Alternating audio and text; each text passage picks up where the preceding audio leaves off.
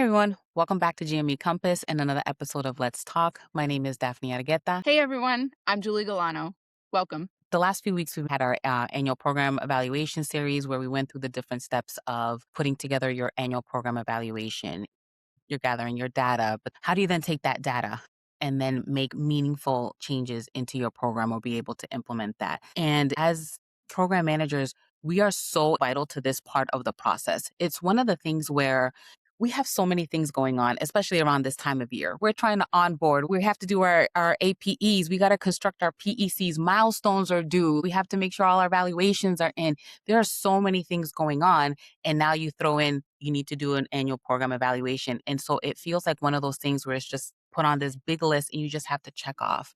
But one of the things that I've now especially come to appreciate being on both sides of the table, being from the program manager side and then also on the institutional side, how important the annual program evaluation is. It really is extremely important. It's almost like your mini self assessment prepping for a site visit or a mini self accreditation review, right? You're looking at all of those big picture things. And I think the APE is so important. And because of exactly what you just spoke to, Daphne, about how, and don't forget graduation, orientation, onboarding on the list of all of those things. So then on top of it, you have the party plan and you got people, all of those things. But because I look at it as a mini accreditation review, a self assessment for a site visit or something to that effect, it's something that you should be giving love throughout the year. It should be a living, Yes. eating, breathing document. And I speak to this in my PEC videos, and I will during our CCC videos.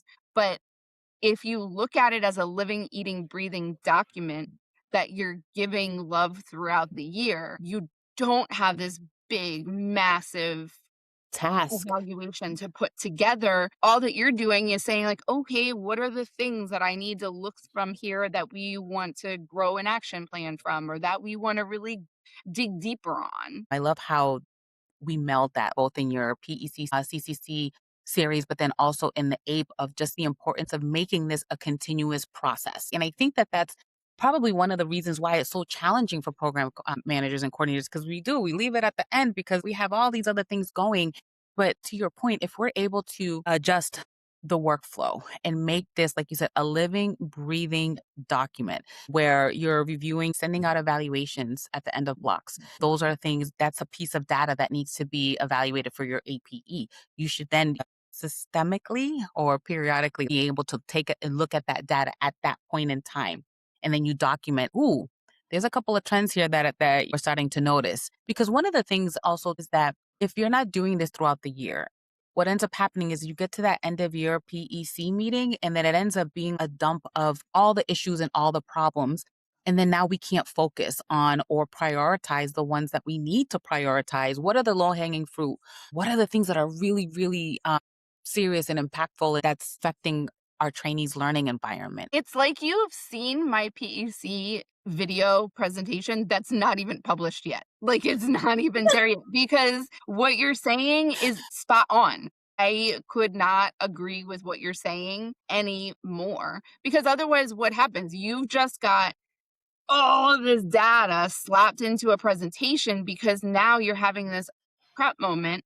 So you have all of this data into a presentation and you've got your faculty, your, if it's PEC, your resident Hmm. representatives, your program leadership, and they're just looking like this Exactly. because they're just trying to process and absorb and take in everything. And they're figuring, and it's just drinking from a fire hose, Drinking from right? a fire hose. It's so much information. And I think the other thing that you alluded to that is also money is you're talking about the ape and using your PEC as the example, right? Because it's like big sibling, little sibling, Yeah. right? But what is also important is as we're talking, I'm a dashboard girl. I love me a spreadsheet and a dashboard. If I can visualize and color Utilize code everything. Yes, you something, could. I Hmm. am a happy girl. So, but having your PEC dashboard, having your APE dashboard, having your CCC dashboard, you don't need all of those. You don't have those. You have a program dashboard. That's what you have. And you pull all of this data And some of the things, maybe 40% of your program dashboard goes to your PEC, Mhm. and maybe 10 to 15% of your program dashboard goes to your CCC, but then 100% of that goes to your APE. Mhm. So they're working together. And the same thing goes for your ads update. Maybe 40 to 60% of your dashboard goes to your ads update, but then all of that goes to your APE. So you just need one dashboard that's working, and then use it smarter, not harder, for those different systems. So they work together. Exactly. Like, I think that's also the thing that has been misunderstood, especially if you're a new coordinator. You're like, this is just a thing I got to do. This is just a task. But they actually all align to make one big picture of what is going on in your program. And there's a reason why sometimes we question why the ACGME puts these rules into place, but it makes sense as to why is it a requirement to have a PEC, a program evaluation committee, that then is supposed to evaluate your program and then be able to complete the annual program evaluation, because that then helps you to submit your ADS. Like, right? This is why also as institutions, there are timelines as to when these things are done. Why you're supposed to have your PEC by the end of the academic year, why you're supposed to have your APE by shortly after that.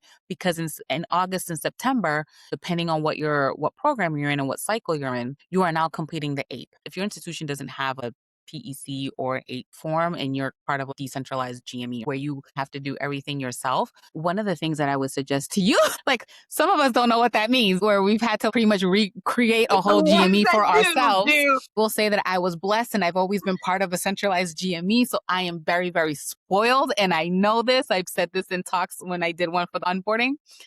So if you have a centralized GME, I'm sorry, I do. So if you don't, like, you kind of have to do all these things individually. But if you don't, or if your institution or program doesn't have those templates, I would recommend that your PEC template minutes align with your APE, that then also that align with your ADS. Another thing is the purpose of this is not to make three different processes. The whole purpose of this is to follow the process along to the end goal, which technically is ADS for us. All of these things, this is the internal assessment before we now have to tell Big Papa, tell the ACGME what is it that we have found throughout the year. What did our self assessment come out of? Because what we send to them and the data that they have access to tells one story. The PEC leading up to the APE and to the ADS is how we're able to see what that story is, and then also be able to not control the narrative, but essentially control the narrative and then be able to address any concerns or any issues. And we know what is going on with your program. At the end of the day, that's essentially what the APE is. It gives you what's going on with your program. You've looked at the data and it has told you what is going on. And then not only that, you are now taking action to it. And that action is also equally as important. And sometimes you're not going to fix something right away, but there should be some progression. You should be monitoring those action plans and data points to make sure that they are trending in the way that we want them to trend, and that the improvements that we are putting in place, that they're actually working. Because also once you're done with that APE, everyone's like, oh, done. Okay. No, and that's the thing, right? Is you're taking these pieces of the puzzle and you're putting the pieces of the puzzle together to make a cohesive story about your program. And the way that you described it was very much how I described it in my PEC. But as you're talking, I disagree with my theory. So originally, the way that I had presented it was exactly that. They're like siblings. You've got your PEC, and then you have your eight, and then you have your ads. But they're not. I presented them in a step 1, step They're 2. not, no, they're not linear. They're like, who all was a Girl Scout, right? A circle is round, it has no end. They're like little siblings. So you have your PEC, and then that feeds into your APE, which feeds into your ads. But then right after ads is when you have your surveys and your review comes back. And then that feeds into your PEC, and it just keeps on circling around. So if you keep all of those things as live centralized dashboards, the circle just keeps on going. Yes, I agree. I think now, especially having much appreciation for the APE and that entire process, I have now a better appreciation for the APE. I haven't done it as a program coordinator, but then also too on the institutional side of seeing the importance and programs actually being able to look at this data, and especially after we get through the APE. That's essentially what we're doing. We're getting through the APE, which is important. All those steps that we talked about, reviewing your data, identifying trends and concerns, and putting together action plans, those things are very, very important in the entire APE process. And then continuing that circular process that you mentioned. But equally as important is looking at your action plans, putting an actual timeline to that action plan. We're going to come back and circle back on this within the next 3 months.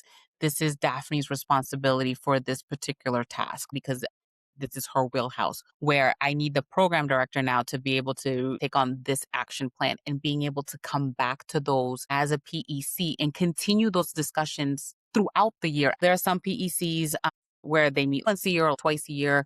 I actually went to a really great workshop for ACGME of how they actually broke out PECs within like four, which I think is kind of like what you do, like, right, where they have quarterly PECs where you touch upon all the different parts of the self-assessment of the program. But I think this is where the ball gets dropped, because then now again, the whole year goes by. Now you start collecting all this data and you're like, oh my gosh, we're getting feedback that the residents don't have enough protected time for didactics. But wait, I thought that we had implemented this plan. Yes, but then we talked about it. Then where did it go? But where did it go? Oh, but I thought, Julie, weren't you supposed to do like that part? No, I think that's kind of where the part too, where programs need to pay attention to that. You did all this work. If you think about all the work that you did to be able to submit this APE, and then you're like, that's it, I'm done. And full disclosure and completely admitting that it was the vast majority of my career that I just looked at the APE as a checkbox process and I didn't understand the purpose of it. I just thought that it was a reason for our GME office to annoy me. It was for them to check off that requirement on the Correct. box, okay? Like on the CP on the IRs. That's what that was. Yeah.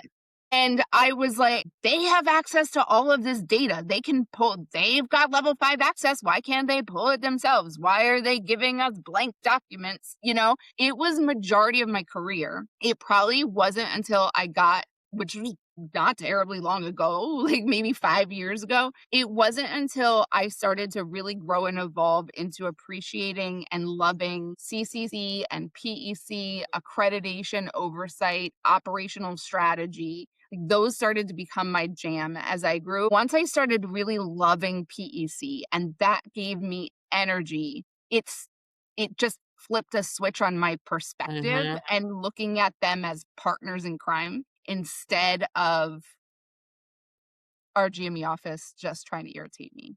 It's interesting because, like, it's funny that you say that, yes, the GME, as it's a program requirement, it's also an institutional requirement for those that don't know. It's very much an institutional requirement that we have oversight over annual program evaluations. But to your point, yes, could the GME pull this data and do their own APE? Yes. But what would be the value in that? This is kind of where that hand is forced, where because unless you make something a requirement, you're not going to do it. Let's be real, right? We're Mhm. we're just talking, right?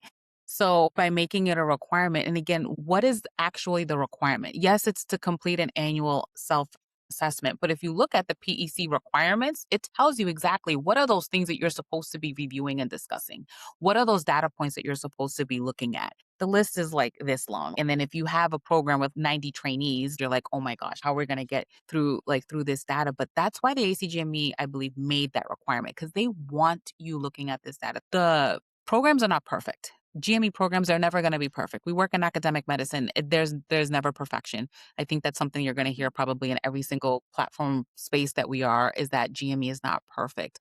And because it's not perfect, we need to be able to have a way to be able to analyze those imperfections and try to correct them, try to make improvements to them, to try to get to as close to perfect. Again, we're not going to be perfect, but it could always be better. I can control my actions and I can control my thoughts. So even if you're in the space where I was for a lot of years, where it just feels like a burden and they're just making me do this because they have to do it as part of their institutional requirements, even if you are at that space, being able to switch the way that you see things and your mindset and your perspective can be extremely powerful. And if you look at it from the perspective of it's not any different than when your chief of gyne has to present their annual report to the chair of your department. Your chief of MFM has to submit their annual report to the chair. Your chair has access to all of that information, and then even more than that times 1,000. But it's your annual report that you're submitting, and then they're going to review, give feedback, give it an assessment, and then you can go from there for the next year.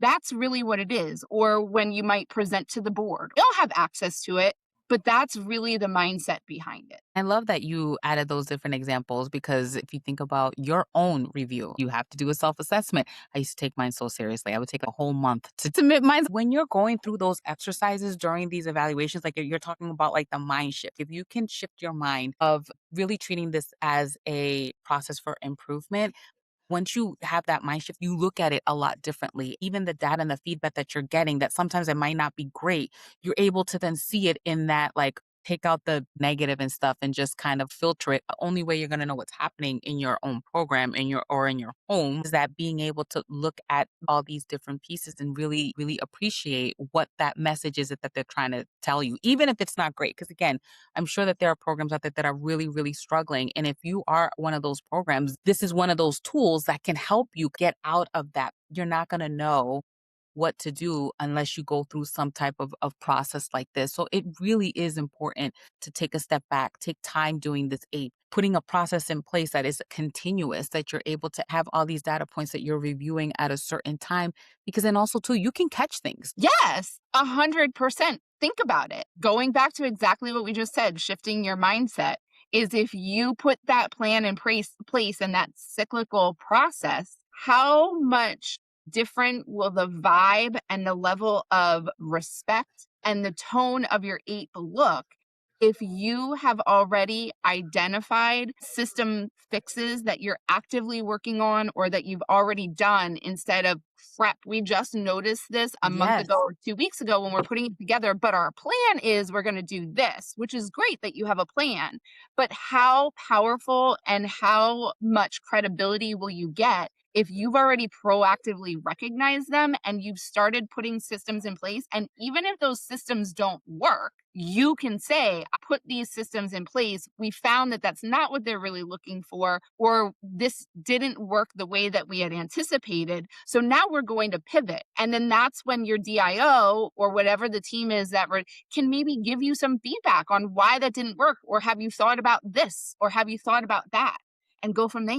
And that's the whole reason why Yep. the ACGME made this. I think that that just summed up as to if you were to ask, why is this a requirement? Why do we have to do this? There have been programs where their APE is how they've gotten out of accreditation statuses of warning or probation because they've put in the work throughout the year. And as a program coordinator or a manager, you are so important to this process. We've kind of glazed maybe about it, but the level of you run this process of the PEC and what information and data and how is it presented to be able to drive those PEC discussions, that is all you. That's a very powerful thing. That's a very empowering thing to be able to look at this data and be like, hey, Julie, my program director, I'm noticing these trends across these areas. Service over education. Our survey results are trending down in this area. And then I just reviewed a couple of rotation evaluations and it's the same thing. It's right, because it's often, as I've said, is your program director, your APD, if you have a curriculum director, any of your physician leaders, unless you're from an academic institution where sometimes you have dedicated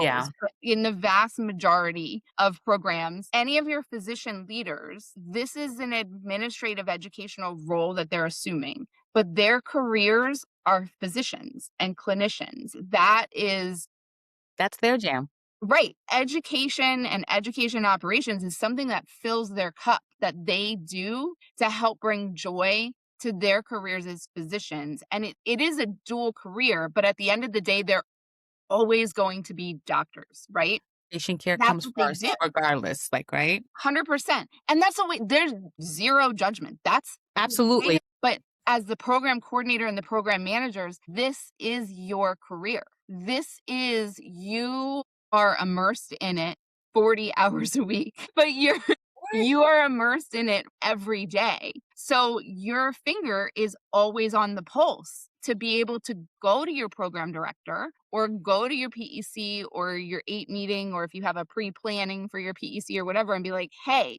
I know you want to talk about this, this, and this, but I've been watching this, this, and this, and I think that it is pointing to this, this, To and this, this. and we need to talk about this foundation first because this isn't really working right at the boots on the ground level." Well, and there were how many times, and I am sure we'll do a let's talk at eventually, it probably sooner rather than later, on imposter syndrome, right? But how many times that I allowed myself to feel, and this is me allowing myself. This is not judgment on the other people at the table because I control the narrative that's Mhm. going on in here and no one else controls that. So this is on me.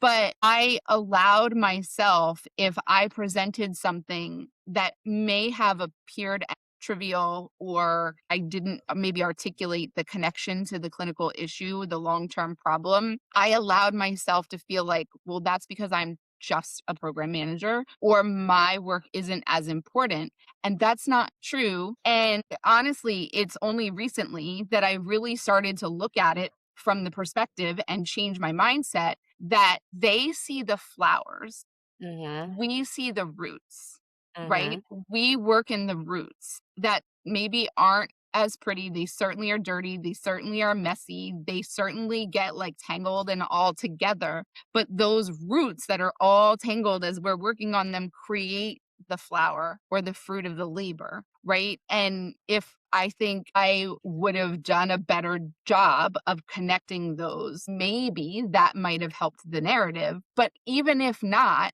just if I would have changed my mind shift to understand that and be like, okay, we're going to play chess. No, you're right. Not in a petty way. Like, this is in my head validating my imposter syndrome, but like, all right, we're going to wait. We're going to give this a whirl. And then when I'm at my PD meeting and it's the two of us, I'm going to Mhm. say, listen, this is what wasn't coming across. This is why. And you're the only one in that room that understands, like, The both really, sides of it, like, right? Like yeah, the administration, but also the yeah. clinical Yeah, like that's you attached to wear it. both of those hats. So here's what this is what I'm saying, and this is how it can, and then she said, right? But it looking at it from the fact of we are living in a different world that's a Mhm. little bit messier and not as pretty because it's the background before the flowers are created. You have to meet the people where they're at. You have to Also, meet people where they're right? at as Because well. they might be at a place where they're experiencing their own burnout or their own system struggles, or they might have just had a very visceral recent negative experience for whatever topic you're talking about, that it's still resonating, right? That they're not at a place to receive the weeds. And not everyone's brain thinks like that, which is awesome because my brain doesn't think in like a gray space. So you need people who do to balance that, right? Being able to pause and recognize that, like, okay, they're not at a space to receive the details right now. They're so sometimes you just have to pause strategically for the betterment and the improvement of the program to be like, this is not productive. So let me just pause on where I'm going, wait for a more intentional time in an intentional place, because they just might, you got to meet people where they're at and they might not be ready to receive what you're saying. Meeting people where they're at is something that I think we should be masters in. I think as program managers and coordinators, we are constantly having to match where people are at, match their energy. Sometimes it's not reciprocated in the same way. I feel like we do definitely do a lot of adjustments, but when it comes to the APE process, I hope that especially after this conversation and from the APE series that you have that mindset shift of what the purpose of the APE is, what the essence of the APE is, which is a self-assessment. Then being able to then take that self-assessment and then make meaningful improvements in your program. Because at the end of the day, it's about the learning environment and the educational and the clinical education of your trainees, of your residents, of your fellows. I completely agree with you. And hopefully, as you speak to the APE series, and I had alluded to, next we're doing a PEC series PEC, and then SEC. PCC series. you kind of see that that was very intentional the way that we rolled those things out. One, it's because it was something that was asked, that the community had asked us to cover, but two, doing that in those formats, in that flow, it was intentional and thoughtful that it makes sense. So hopefully this discussion and Daphne's series on the annual program evaluation and then the upcoming PEC series help you to really wrap your head around and see how they work together and make sense. Yes, yes. As you see, like it was the master plan because again, like as we've mentioned throughout the let's talk today is like this is all part of the process. So we can't talk about apes now and then talk about PEC 2 3 months down the line, like right because that's the other piece of the puzzle. Yeah. So thank you so much for joining us. We hope that you enjoyed both the series as well as today's Let's Talk, and we'll see you all soon. Bye.